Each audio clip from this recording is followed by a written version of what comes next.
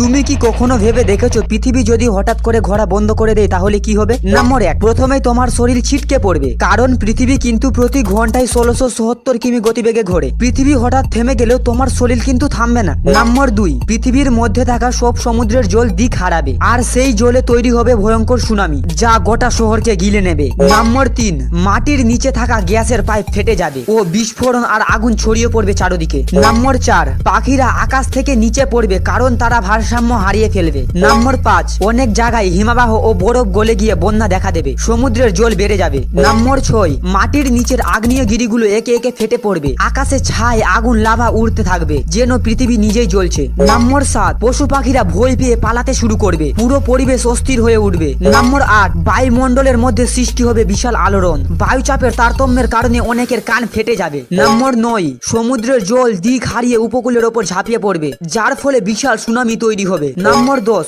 আবার যখন পৃথিবী ঘুরতে শুরু করবে ততক্ষণে তুমি পটল তুলে নেবে। আর হ্যাঁ, ভিডিওটি লাইক করে দিও, কারণ লাইক করলে ভিডিওটি এখানে সেভ হয়ে যায়।